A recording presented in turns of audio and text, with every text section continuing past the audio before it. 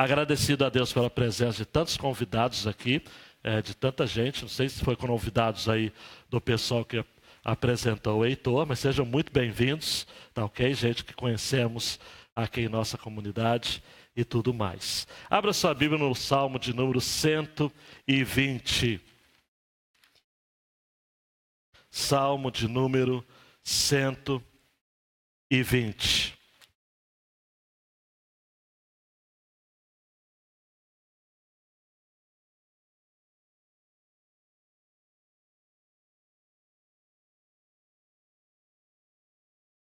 Nós estamos hoje começando uma série de mensagens que eu desafio você a não perder nenhuma delas. Salvo se você tiver um compromisso ou outro, vá ao Facebook, vá ao YouTube, na página da igreja, no canal, para você não perder. Pé na estrada. A ideia dessa série é trazer essa coleção de salmos e tem sido chamado na história de Cânticos dos Degraus. Em hebraico é Shir HaMalyot, que significa cânticos de subida. Há várias interpretações assim bem extravagantes sobre essa questão dos degraus. Há quem diga de que são os 15 degraus do templo de Jerusalém. Então as pessoas trilhavam ou subiam degrau por degrau, recitando um desses salmos, de número 120 até o de número 134. Não. Tem gente que pega essa expressão cânticos de subida, ou cânticos de ascensão, ou cânticos dos degraus, para dizer de que são cânticos elevados. De fato é. Mas a proposta é bem simples. Estes salmos foram feitos, compostos no contexto de famílias que viajavam por ocasião de uma das 3 festas principais em Jerusalém, ok? A festa da Páscoa, ou de Pentecostes, ou de Tabernáculos. Pelo menos uma vez por ano, um judeu piedoso participava em uma dessas festas. Eu gosto muito de entender, amados, esses cânticos dos degraus, ou cânticos da peregrinação, como eu gosto de citar, ou cânticos dos peregrinos, como a Nova Versão Transformadora traduziu, como sendo expressões realmente de homens e mulheres que desejam se apresentar diante do Senhor em culto, em adoração, a despeito das suas angústias, das vicissitudes da sua alma. Eram salmos, amados, e muitos deles em tons extremamente pessoais. São salmos, alguns compostos por Davi, um pelo menos composto por Salomão, e em sua maioria anônimos. Uma outra característica importante é de que nós não temos condições de conhecer o exato contexto da maioria deles, e nem as circunstâncias específicas que deram origem a estes. E isso tem um propósito. O Espírito Santo fez desta forma para que nós pudéssemos nos identificar de imediato com as experiências dos salmistas e aplicá-las ao nosso próprio contexto. Então, textos como nós vamos expor hoje podem ser vividos por qualquer um de nós, e talvez esteja sendo vivido por você neste momento. Nós estamos então falando de um inário dentro do inário, considerando que Salmos é o inário do povo de Deus, os Cânticos dos Degraus é o inário dentro do inário. E eu quero só trazer aqui, literalmente, a fala de João Calvino, quando vai dizer: os salmos são uma anatomia de todas as partes da alma, pois não há emoção que se possa experimentar que não esteja ali representada como num espelho. Não há salmo, eu gosto dessa expressão, anatomia de todas as partes da alma. Porque não existe nenhum salmo, amados, E você não possa dizer, olha, eu já vivi isso. Ou eu vivo isso. Não existe. São passionais. Os salmos são orações do povo de Deus. Dietrich Bonhoeffer escreveu um livro, Orando com os Salmos. Martinho Lutero chamava, ou melhor, Charles Spurgeon chamava o livro de Salmos de o tesouro de Davi. São riquezas que nós podemos receber a partir desses textos tão valiosos. Então vamos ao texto, no primeiro destes salmos de peregrinação, o salmo de número 120. Um clamor de angústia.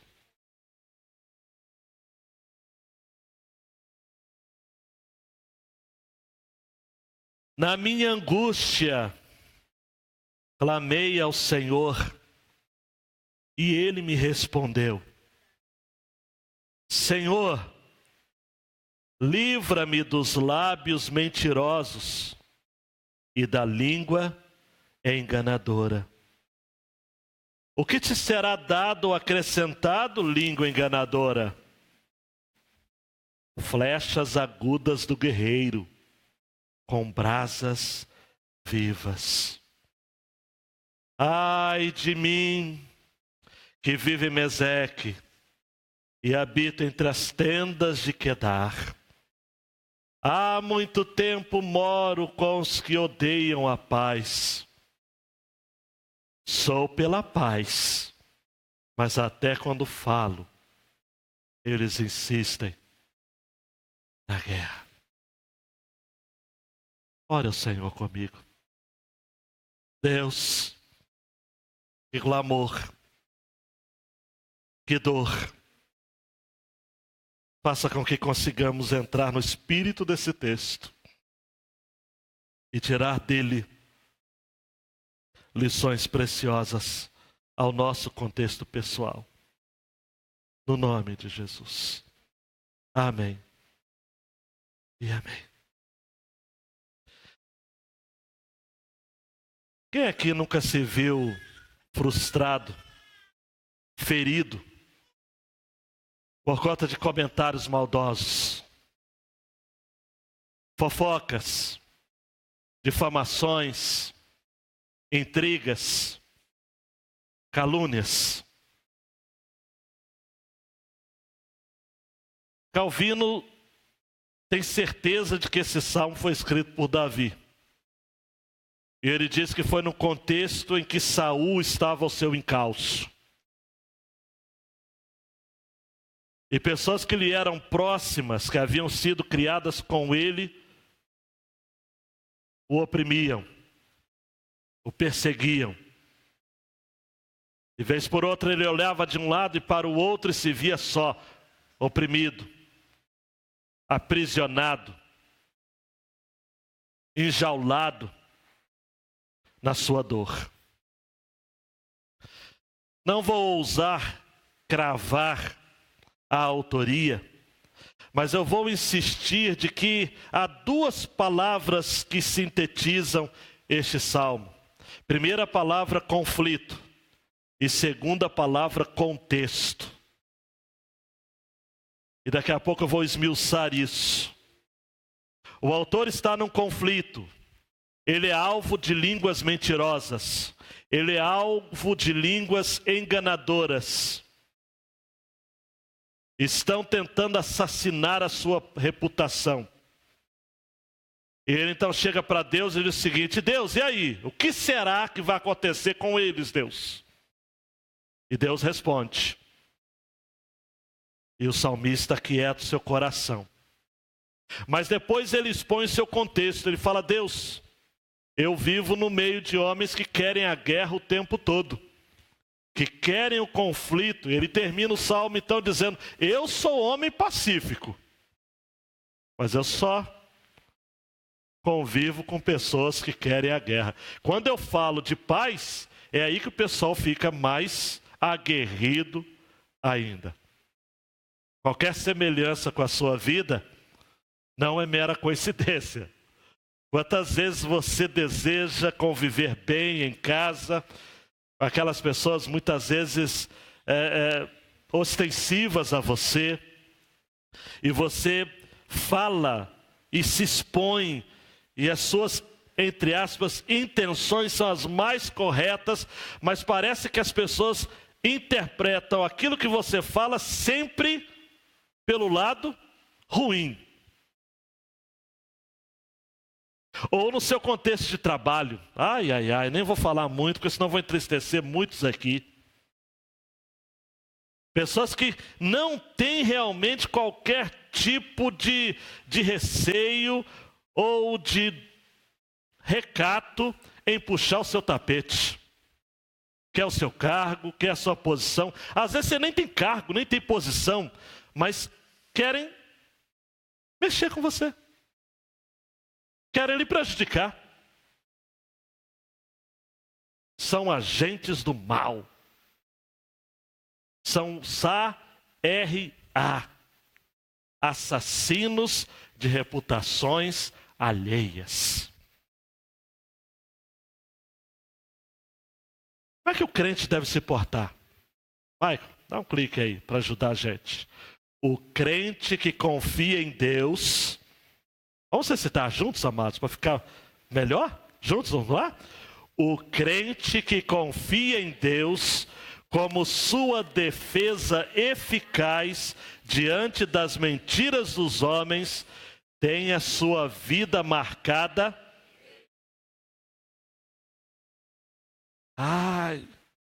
Vamos esmiuçar isso daí. O crente que confia em Deus como a sua defesa diante das mentiras dos homens, precisa ter uma vida marcada pelo espírito pacífico. Não pode retribuir o mal com o mal.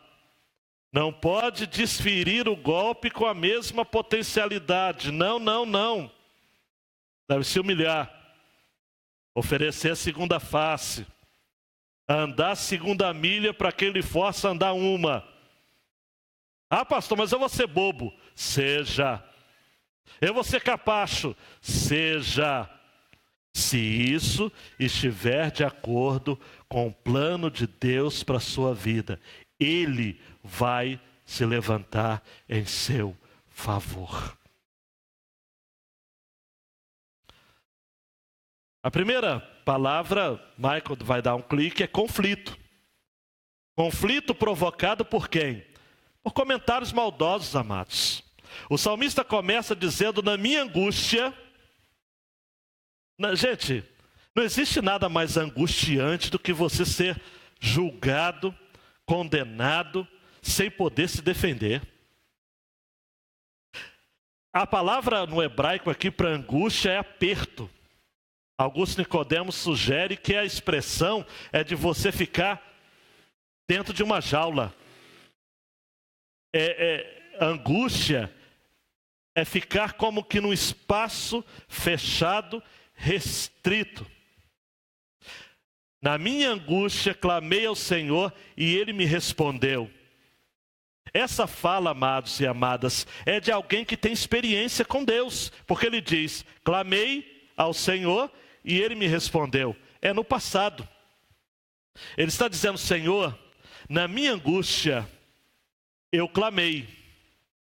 E clamei ao seu nome, Yahvé. O nome pactual de Deus, o nome da aliança de Deus. O nome que foi revelado a Moisés em Êxodo 3,14. Disse Deus a Moisés, eu sou o que sou. Isso, assim dirás aos filhos de Israel, eu sou, me enviou a vós. É experiência, amados e amadas, de clamar e Ele responder. Eu gosto dessa relação, é tão estreita. Na minha angústia, é um tom pessoal, é um salmo marcantemente pessoal, é um salmo de quem, João Batista? De alguém que tem saudades do lar, saudades de casa, que é a expressão de Stephen Wiley, no seu comentário sobre os Cânticos de Degraus, pela editora Monergismo. uma editora que está lançando livros preciosos. O nome do autor, o nome do livro é Saudades de Casa. E ele diz assim: na minha angústia eu clamei. Eu já tive experiências contigo, Senhor. Eu clamei e o Senhor me respondeu. Isaías 57:15 vai dizer: pois assim diz o alto e o sublime que habita na eternidade, e cujo nome é santo, num alto e santo lugar habito, como também com o contrito e abatido. Repete comigo: abatido. De espírito, para vivificar o espírito dos abatidos de novo, e para vivificar o coração dos contritos. A ideia aqui, amados, é de que quem tem experiências com Deus, ouve a Deus, porque Deus ouve, porque Deus responde. Eu não sei qual conceito que você tem de Deus. Eu dei o texto de Êxodo, Deus se revelando: eu sou o que sou. Isso deveria bastar para você, basta para mim. Eu disse o conceito de Isaías é que habita na eternidade, ao mesmo tempo com contrito e abatido. E Edward Peace vai dizer o seguinte: Deus é para sempre o mesmo, imutável em grandeza, imutável em bondade, imutável em sabedoria, imutável em poder, imutável em santidade, imutável em fidelidade, imutável em plenitude e suficiência. Aquilo que ele era, ele é. Aquilo que ele é, ele será para todo sempre. Por isso que, olhe para mim, o salmista diz: na minha angústia clamei ao Senhor e ele me respondeu. E versículo 2 diz: Senhor, livra-me dos lábios mentirosos, da língua enganadora, livra-me. O salmista, amados e amadas, identifica e pede ao Senhor livramento. Ele está recebendo ataques verbais, línguas fraudulentas. Já o Calvino vai dizer de que línguas fraudulentas podem nos atacar de duas maneiras: quando arma vilezas e estabelece armadilhas, ou quando ferem a nossa reputação com calúnias. E parece a Calvino e parece para mim de que essa segunda maneira é o que o profeta se queixa. Ele usa a expressão lábios mentirosos e língua enganadora. A ideia aqui, amados, são palavras de engano, de acusação, de calúnia, de fofoca, de mentira, de difamação, de deturpação. Eu não vou entrar em detalhes, mas você sabe, Tiago 3, versículos 5 a 8, vai dizer de que a língua é um pequeno membro, mas pode incendiar, amados, um bosque. É como um mundo de iniquidade. A língua contamina todo o corpo, inflama o curso da natureza. Tiago vai dizer, amados, que a língua é inflamada pelo inferno. Ela é indomável, porque tanto bestas feras quanto aves, répteis e animais do mar podem se amansar e são domadas pela natureza humana. Mas a língua, esse pequeno membro aqui, nenhum homem pode domá-la. Tiago vai dizer, é um mal que não se pode refrear. E só para terminar, Tiago vai dizer no finalzinho do versículo 8 do capítulo 3, ela está cheia de peçonha mortal. Olha para mim, tem gente que fala assim, deve ser pensamento positivo, né? Palavras não me atingem. Atingem sim, Senhor. A pessoa, palavras ferem, palavras matam. Palavras interrompem sonhos, palavras traumatizam, palavras marcam toda uma geração.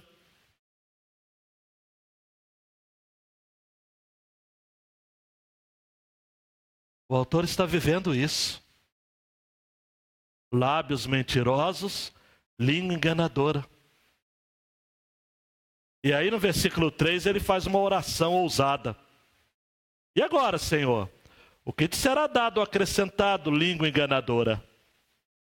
Eu gosto da nova tradução da linguagem de hoje, que vai apresentar a seguinte expressão: mentirosos. O que será que Deus vai fazer com vocês? Como será que ele vai castigá-los? E a ideia no original é essa mesmo. O salmista olha para Deus, olha para mim, ele não se defende, ele não vai atrás tirar satisfação. E aí, o que você está falando de mim? Fala na cara, fala na cara. E aí, tem coragem agora de falar? Não, o salmista ele vai para Deus. Amados, o homem de Deus, a mulher de Deus tem Deus. Então não fica batendo boca aí com língua mentirosa, língua enganadora. Não, meu queridão, minha querida, não fica se rebaixando, procurando os seus detratores, os seus caluniadores. Seja mais você, seja mais Deus em você. Leve para Deus a sua angústia, a sua situação. Eu vou impetrar uma ação. Calúnia, difamação. Não. Nesse sentido, não dê emprego para os advogados, não. Leva para Deus. Leva para Deus. O salmista olha para mim e diz para Deus: Deus, e aí? O que o Senhor vai fazer? E aí, versículo 4 fala o que Deus vai fazer. Flechas agudas do guerreiro com brasas vivas. O que significa isso? O salmista está dizendo que recebeu de Deus a ideia de que quem se utilizou da língua como flecha para queimar, para matar, para ferir, vai receber na mesma moeda. Mas é Deus que vai fazer isso, não é você. Por isso que a NVI diz assim: ele a castigará com flechas afiadas do guerreiro, com brasas incandescentes de sândalo. Daqui a pouco eu vou explicar. A Bíblia de Jerusalém vai traduzir assim: flechas de guerreiro afiadas com brasas de giesta. E a Revista Atualizada vai traduzir assim: setas agudas do valente e brasas vivas de zimbro. A ideia de sândalo, de giesta, de zimbro. Zimbro era uma lenha aparentemente comum, que era usado para fazer fogo nos tempos antigos. E era usada porque tinha uma característica. Preste atenção. Queimava mais tempo do que as outras madeiras. Você está recebendo a palavra? As pessoas falam de você. Você acolhe, se fere. Refere, sim ou não? Você fica chateado, frustrado, decepcionado, mas você apresenta para Deus, sim ou não? Que você é crente. Eu espero. Se não, a partir de hoje será. Aí Deus está dizendo que Ele vai colocar uma madeira que demora a queimar e vai fazer com que as línguas envenenadas de ódio, de difamação, possam ser queimadas também em fogo brando, lento, por muito e muito tempo. Ele vai fazer isso, porque Ele é a sua defesa.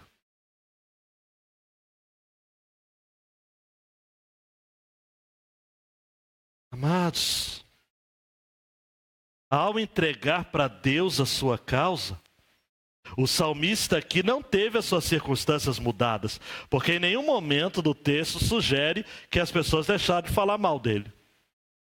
Mas ele mudou a sua perspectiva, porque ele guardou seu coração da amargura, da vingança, e passou a guardar a justiça que não tarda e nem falha.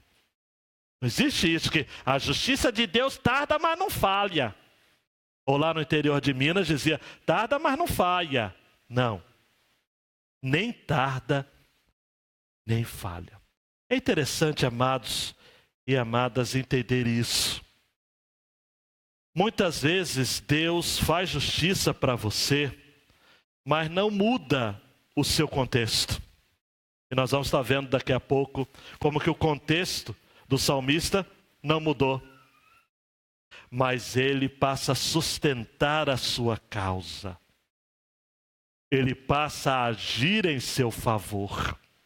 E aí você passa a viver descansando nele. O Salmo 140, 9 a 13, vai nessa direção. E vai usar a mesma expressão, brasas vivas, que nós encontramos no versículo 4 do Salmo 120. O 140, 9 a 13 vai dizer assim, preste atenção por favor. Quanto à cabeça dos que me cercam, cubra-os a maldade dos seus lábios. Caiam sobre eles brasas vivas, sejam lançadas no fogo em covas profundas, para que não se torne a levantar. Não terá firmeza na terra o homem de má língua. O mal perseguirá o homem violento até que seja desterrado. Aí se segura na cadeira aí, porque essa palavra... Sei que o Senhor sustentará a causa do oprimido e o direito do necessitado. Assim os justos louvarão teu nome e os retos habitarão na tua presença.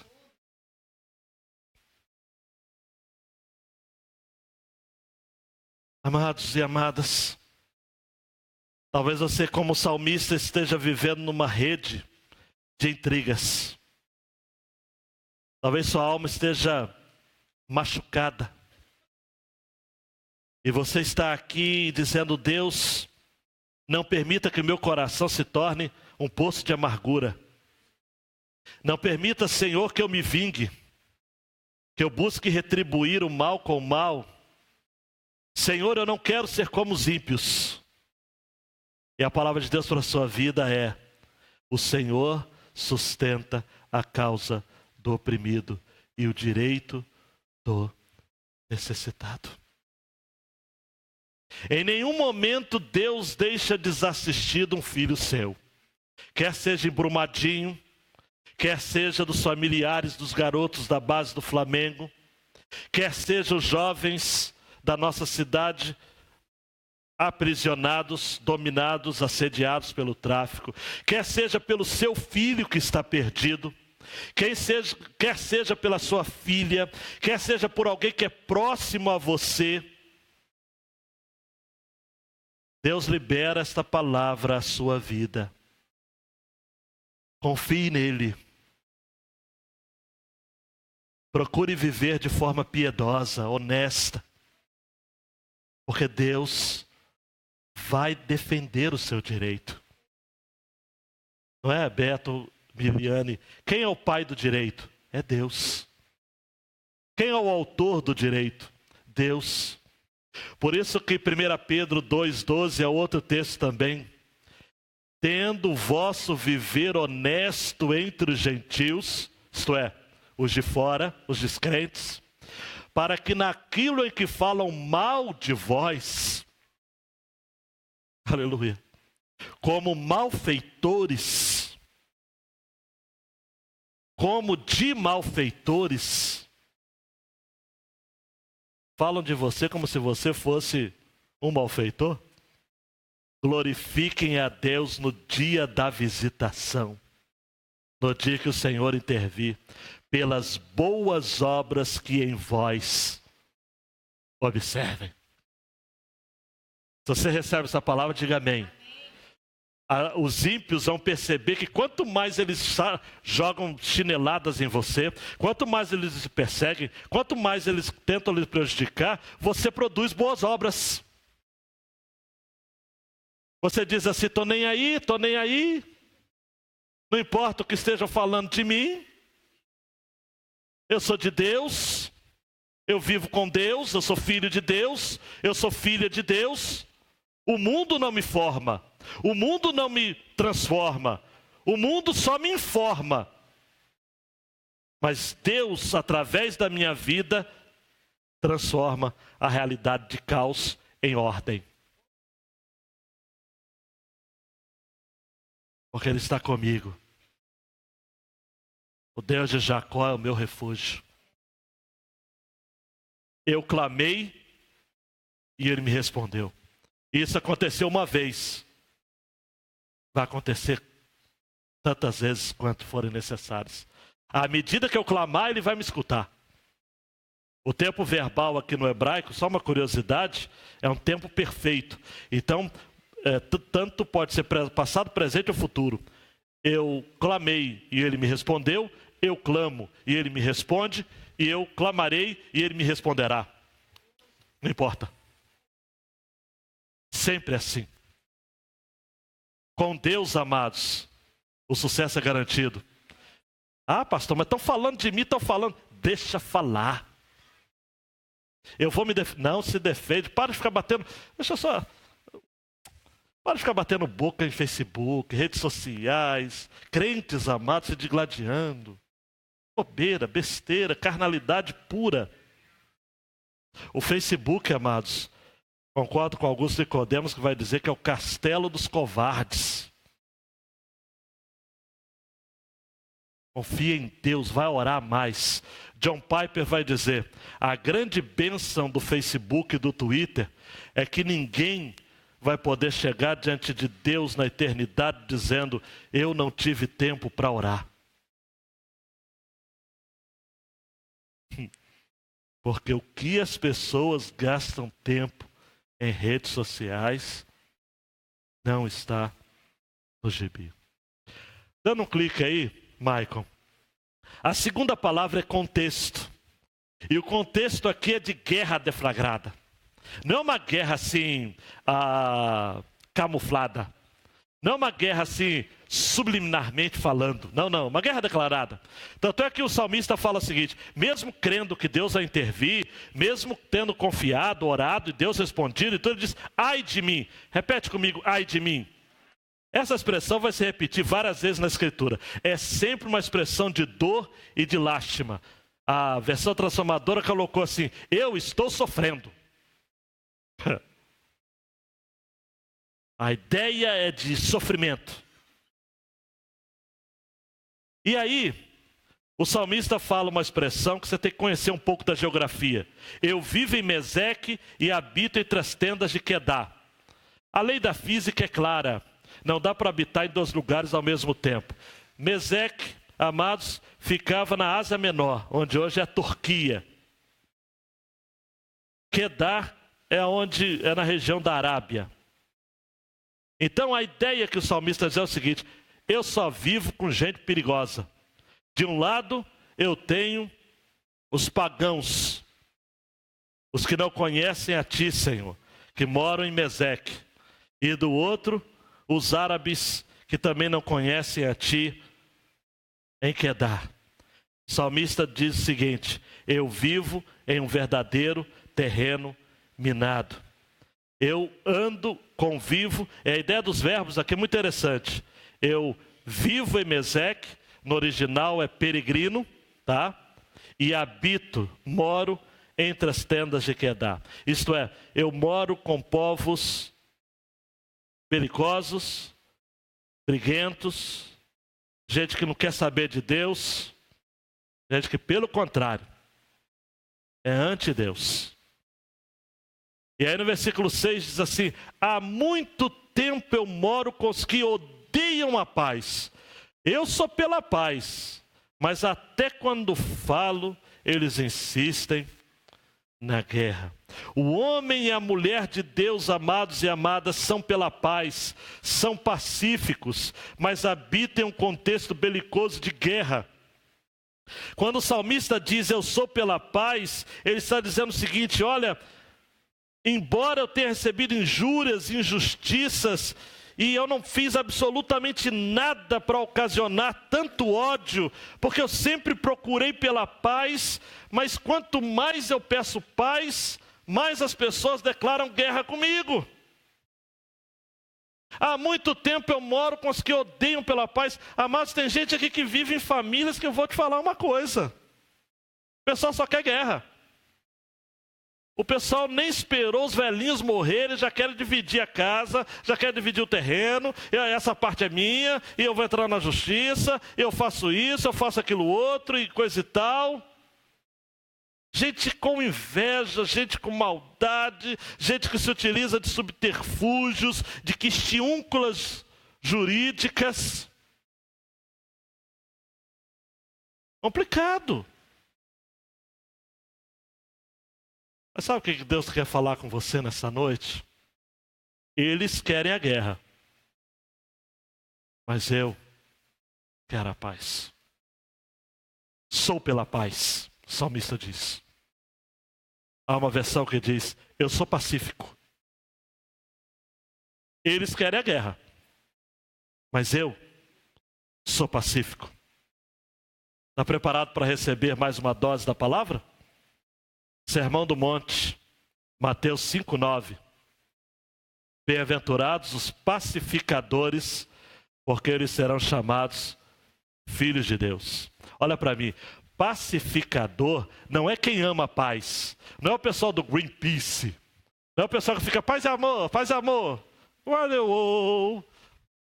o pessoal da paz, é só da paz. Aí depois de uma tragédia, veste camisa branca, escreve sou pela paz, mas o cara é um encrenqueiro dentro de casa, mas é só pela paz. É igual o jogo de futebol, eu sou pela paz, mas se o Felipe Melo está em campo, é impossível. Os palmeirenses me perdoem, mas o jogo violento, catimbeiro, de tantos outros atletas, o pacificador é aquele que promove a paz. É aquele que faz a paz acontecer. Amar a paz, amados, é fácil. O negócio é fazer, é praticar. Romanos 12:18 vai dizer, se for possível, quando estiver em vós, tende paz com todos os homens. E Tiago 3,17 vai dizer que a sabedoria que vem do alto é primeiramente pura e depois pacífica. Em suma, amados e amadas, por favor, compreendam. O salmista está orando para Deus livrá-lo daqueles que o prejudicaram. Mas ao mesmo tempo ele se recusa a se vingar porque ele confia na agenda de Deus, na ação de Deus. E ele termina o salmo dizendo que ele procura a paz, mesmo que as pessoas ao seu redor insistam pela guerra. É fácil, amados e amadas, preste atenção, associar este salmo a Jesus, o príncipe da paz. Estamos diante de um salmo messiânico, porque Jesus também foi estrangeiro, foi hostilizado, perseguido, veio para o que era seu, os seus não receberam, mas ao final ele demonstrou aquilo que eu e você precisamos fazer, quando ele simplesmente confia na intervenção do Senhor. E Pedro vai dizer em 1 Pedro 2:21-25, porque para isso sois chamados, pois também Cristo padeceu por nós, deixando-nos o exemplo. Repita comigo, deixando-nos o exemplo. Para que sigais as suas pegadas ou pisadas, o qual não cometeu pecado, nem na sua boca se achou engano. Se existe alguém, amados, que pode dizer o seguinte, eu estou sofrendo inocentemente, foi Jesus. Mas quando na sua boca não se achou engano, quando injuriavam, não injuriava, quando padecia, não ameaçava, mas entregava-se àquele que julga justamente, levando ele mesmo em seu corpo os nossos pecados sobre o madeiro, para que mortos para os pecados pudéssemos viver para a justiça, e pelas suas feridas fostes sarados. Porque éreis, amados, nós como ovelhas desgarradas, mas agora temos voltado ao pastor e bispo das nossas almas. Olha para mim, é seguir Jesus. Sabe o que Jesus fez? Injuriado, não injuriava. Quando padecia, não ameaçava. Mas ele se entregava àquele que julga justamente.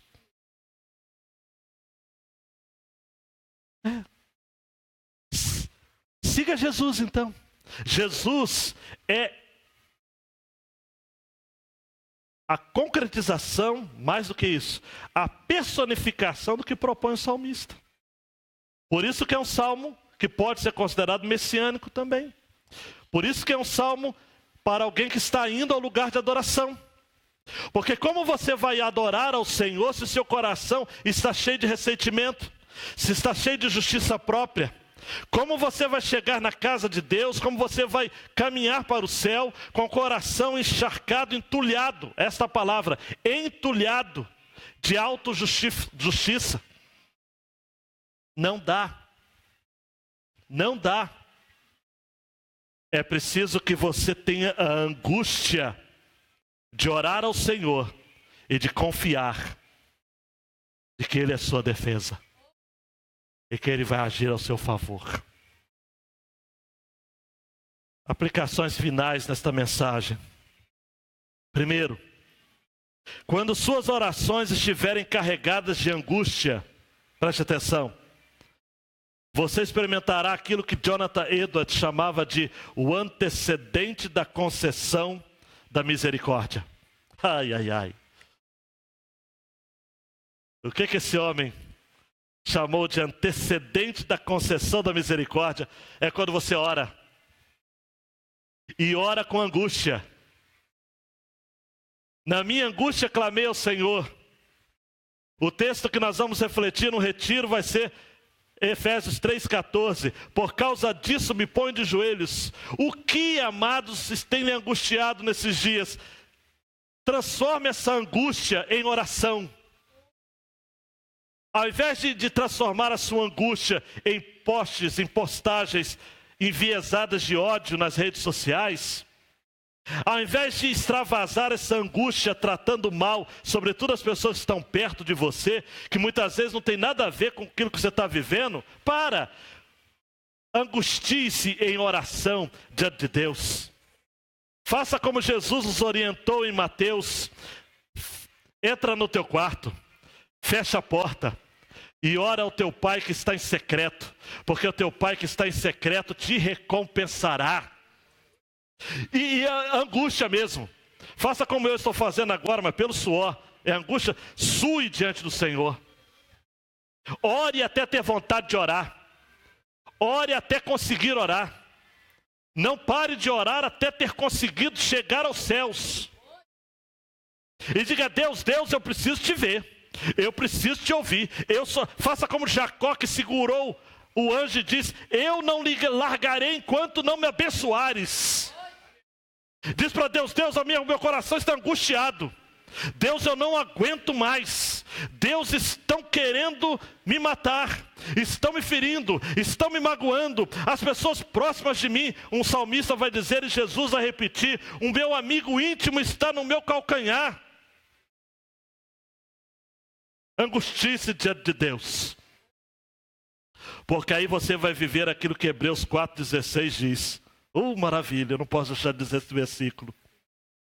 Cheguemos, pois, com confiança ao trono da graça, para que possamos alcançar misericórdia e achar graça, a fim de sermos socorridos, ajudados em tempo oportuno. Na minha angústia clamei ao Senhor, e Ele me respondeu. Você tem que viver isso, queridão. Adolescente, tem que viver isso. Homem e mulher que não vive essa experiência não é homem e mulher de Deus. Tem que viver. Tem que sair fogo do quarto de oração. Tem que fazer calo nos joelhos, como Tiago, que era chamado de o homem de joelhos de camelo. Tem que doer, tem que chorar. Muitas vezes tem que gritar. Ah, vão pensar que eu estou maluco. Estou maluco mesmo. Eu quero é Deus. Quero o que Deus tem para mim. Eu não quero o que o homem pode me dar. Eu quero o que Deus pode me dar. Eu não quero que o médico olhe e fale que eu estou curado porque a ciência dele é boa. Eu quero que o Senhor intervenha e envergonhe os entendidos. Eu quero, Senhor, eu fico brincando com meus advogados aqui, posso até contratar advogados, mas eu quero que o Senhor defenda a minha causa. O Senhor é justo juiz.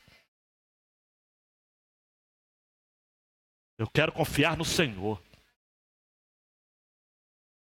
Ai, mas tem mais ainda. Convivemos com pessoas que tramam o mal a nosso respeito 24 horas por dia. Definitivamente o mundo não é um lugar seguro, sobretudo para honestos e para fiéis e pacíficos e justos. O mundo é feito, amados, a traquinagem. Tem traquinagem também, mas a engrenagem do mundo favorece a traquinagem dos ímpios. O mundo é feito para quem é desonesto. Aquele seu colega de faculdade que tira mais nota do que você, mas porque ele é reticências, você sabe. Ele é desonesto. Ele paga o trabalho para os outros fazerem. Ele copia e cola da internet. Aí ele só tira e você fica assim, mas meu Deus, eu estudo, preparo, o Senhor não me honra. Honra, fica na sua. O que é seu está guardado. Diga assim, Deus, eu quero o que o Senhor tem para mim. Eu não quero o que o outro tem. Tem gente que fica de olho no que o outro tem. O carro do outro, a casa do outro, a mulher do outro. Fica contente com o que você tem. Porque na eternidade você vai descobrir que você teve o que de fato você tinha condições de manter, de cuidar. Não fica assim. Fica querendo, Senhor, eu quero a vida. Não quero nada. O mundo tem gente ruim, amados. O Salmo de número 124, que nós vamos pregar também, porque é um dos cânticos dos peregrinos, vai dizer, se não for o Senhor que esteve ao nosso lado... Ora, diga Israel, se não for o Senhor que esteve ao nosso lado, quando os homens se levantaram contra nós, eles então nos teriam engolido vivos, quando a sua ira se acendeu contra nós. Então as águas teriam transbordado sobre nós, e a corrente teria passado sobre a nossa alma. Então as águas altivas teriam passado sobre a nossa alma. Não é fácil não, amados. Tem gente que quer o nosso mal. Se não for o Senhor, Salmo 124... Ah, se não for o Senhor.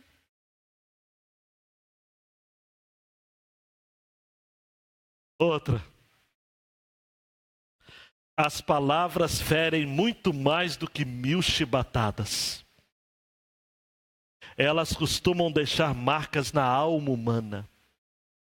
Só um parênteses aqui, amados. Quantos jovens hoje está cheio de doenças emocionais, doenças do coração, por conta de palavras que foram desferidas da infância, amados. Você não vale nada, você é um imprestável, você é um feio, você é um ridículo, você é um desgraçado, você é um miserável, você é um safado, você é um cretino.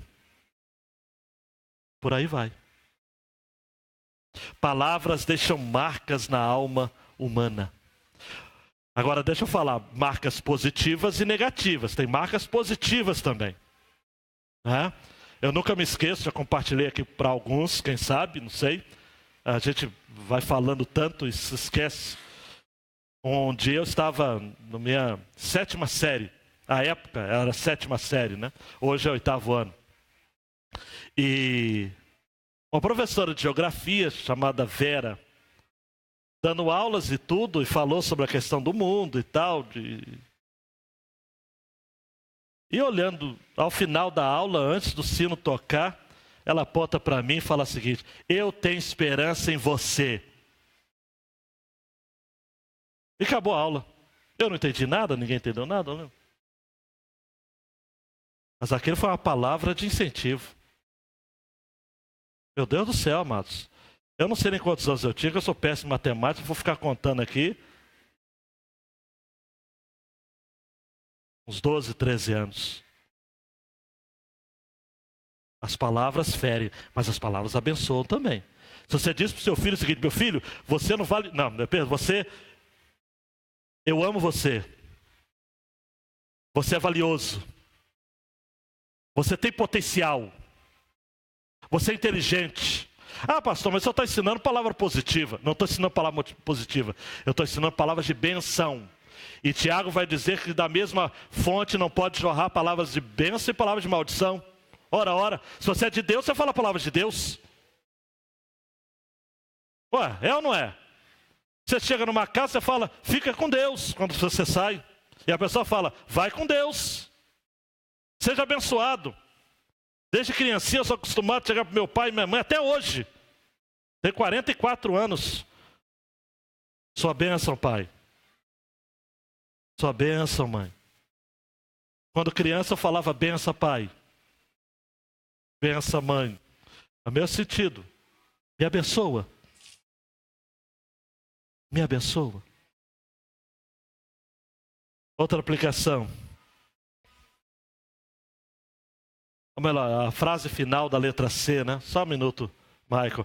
Tenha o Senhor como seu escudo para a sua proteção na hora da angústia. As pessoas vão falar mal, palavras ferinas, mas o Senhor é seu sol e escudo.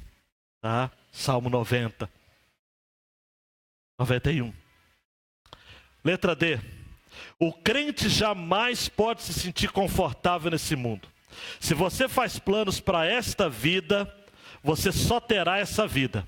Viva com os olhos na eternidade. Seja como Abraão, que sendo chamado, Hebreus 11, 8 a 10, sendo chamado, obedeceu, indo para um lugar que havia de receber por herança, saiu sem saber para onde ia, pela fé habitou na terra da promessa, como em terra alheia, morando em cabanas com Isaque e Jacó, herdeiros com ele da mesma promessa, porque esperava a cidade que tem fundamentos, da qual o artífice e construtor é Deus. Amados, todos nós somos peregrinos. Não temos realmente moradia fixa aqui. Não faça muitos planos para cá não, querido. É o seguinte, eu vou construir a casa, vou ter uma casa, é boa. Não fica fazendo muitos planos assim, do tipo, não, aqui é passageiro. Jesus falou, ajunteis tesouro no céu, aonde a traça não consome, os ladrões não minam nem roubam. Não ajunta tesouro aqui não. Não fica cheio de coisinha aqui não. É o meu mundo, é o meu patrimônio. Amados, não dá. O pessoal da tragédia lá de Brumadinho, que graças a Deus aqueles sobreviveram com os seus familiares todos. Tenha confiança em Deus que o Senhor vai dar sustento, força, para eles construírem tudo de novo. E a maioria deles fala o seguinte, bens materiais a gente dá um jeito. Ô gente, isso daqui é tudo humano, vai ficar tudo aqui. Você fica brigando por casa, fica brigando por terreno, fica brigando por dinheiro, tudo vai ficar. Bobeira. Luta por coisas da eternidade. Quem vai orar mais, quem vai interceder mais, quem vai buscar mais a Deus. Vamos fazer uma competição santa. Quem vai ser mais crente, mais fiel, mais piedoso. E por fim, ame a paz. Mesmo que as pessoas ao seu redor desejem a guerra. Não se proteja com armas humanas. Não, você não precisa de arma não. Você não poderá aproveitar-se delas, ou se aproveitar delas, quando estiver diante do julgamento final. Romanos 12, 21 diz, não te deixes vencer do mal, mas vence o mal com o bem. Mantenha os olhos em Deus, nele. Dando um clique para terminar. O crente que confia em Deus como sua defesa eficaz diante das mentiras dos homens, tem a sua vida marcada pelo espírito pacífico, porque ele está vendo algo que os outros não conseguem ver. Eu quero terminar com uma história muito deliciosa. Em 1952, uma jovem chamada Florence assumiu o desafio lá nos Estados Unidos de sair nadando de uma ilha chamada Catalina até o continente, na Califórnia. Ela era uma nadadora de longa distância, reconhecida mundialmente. Olhe para mim, ela havia sido a primeira mulher a nadar ida e volta o Canal da Mancha, entre a Inglaterra e a França. Só que nesse dia que ela foi fazer essa aventura, ou esse desafio, estava muito nebuloso e frio. E ela mal podia ver os botes que estavam a acompanhando. Ela nadou, amados, presta atenção, 15 horas. E ela então pediu para o pessoal, olha, me tire da água. Mas seu treinador ficava dizendo, não, você vai conseguir, não, você vai conseguir, a praia não está longe, a praia não está longe, a praia não está longe. Mas ela já física e emocionalmente exausta, ela disse o seguinte, não dá, parou. Foi puxada para dentro do barco e quando olhou para a praia, estava próxima, cerca de 800 metros. No dia seguinte, Florence deu uma entrevista aos jornalistas. E o que ela disse aos jornalistas tem sentido para nós. Ela disse assim, não quero me justificar, fui eu que pedi que me tirasse da água. Preste atenção. Mas eu acho que se eu tivesse conseguido ver a praia, eu teria ido até o fim. 2 meses depois, ela comprovou isso. Era um dia claro, luminoso, ela mergulhou no mar e nadou toda aquela distância tranquilamente. A fala é, se eu tivesse conseguido ver a praia, teria ido até o fim. Preste atenção. Se você conseguir ver a praia, aonde você vai? Como diz aquele hino, a praia santa. Você será salvo além do rio. Você vai conseguir vencer os seus desafios. Você vai conseguir lidar com seus conflitos. E os conflitos provocados a você. Você vai lidar com contextos belicosos. Inimigos armados até os dentes na sua direção. Mas você vai passar porque os seus olhos estão fitos na praia. E você está vendo. E lá diante da praia, há alguém dizendo, venha. Como diz o pastor Léo escrevendo na pastoral, vinde a mim. Me veja. Se aproxime. Busque a minha intimidade. Receba essa palavra como uma bomba no seu coração. Aconteça o que acontecer, não tire os olhos da praia. Aconteça o que acontecer. O Brasil pode falir, se é que pode falir mais, mas o Brasil pode falir. Um tirano pode estar no poder. Injustiça. Seu emprego pode acabar hoje à noite. Amanhã você pode descobrir que está com câncer. Ou uma doença incurável. Você pode sofrer, perder um ente querido. Mas não tire os olhos da praia. Olha para mim, não tire os olhos da praia. Não tire os olhos da praia, não importa. Não importa o que você estiver vivendo. A angústia que estiver na sua alma. Clame ao Senhor. Não repudie, não repudie os seus inimigos. Não responda a eles. Não se retrate. Não se defenda. Você mora em meio de gente de Meseque, de Quedar, gente ímpia. Você mora com os que odeiam a paz, mas você é pacífico. Você é de Deus. Você não se defende. Você não anda armado. Você é fiel. Você é sincero. As pessoas fazem mal e você retribui com bem. As pessoas lhe ofendem e você abençoa. As pessoas lhe maltratam e você diga que Deus seja contigo. E você vai olhando para a praia. E aí receba essa palavra, hein? Hebreus 12, 1 e 2 para você. Dá para dizer de cor? Nós que estamos rodeados de uma tão grande nuvem de testemunhas. Quem são essas testemunhas? Os heróis da fé do capítulo 11. Está tudo torcendo por nós. Um tal de Abraão, de Isaac, de Jacó, Moisés, Elias, Jefité, Sansão.